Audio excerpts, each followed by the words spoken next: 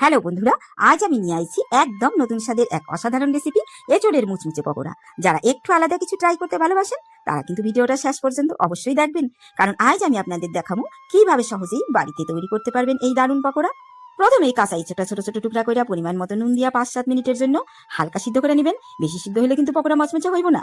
এঁচোড়গুলি জল ঝরাই নেবেন যেন একদম শুকনা হয়। এইবার একটা পাত্রে 1 কাপ বেসন, 1/2 কাপ চালের গুঁড়া, 1 চামচ আদা রসুন বাটা, ঝাল যেমন পছন্দ করেন সেই মতো কাঁচা লঙ্কা কুচি, কিছুটা ধনেপাতা, গরম মশলা 1 চামচ, লাল লঙ্কার গুঁড়া 1 চামচ, 1 চিমটি হিং, 1 চামচ জিরা গুঁড়া, 1 চামচ গোলমরিচ গুঁড়া, স্বাদ মতো নুন ও চিনি ও 1 চামচ হলুদ গুঁড়া দিয়া মিশাইয়া একটা ব্যাটার তৈরি করবেন।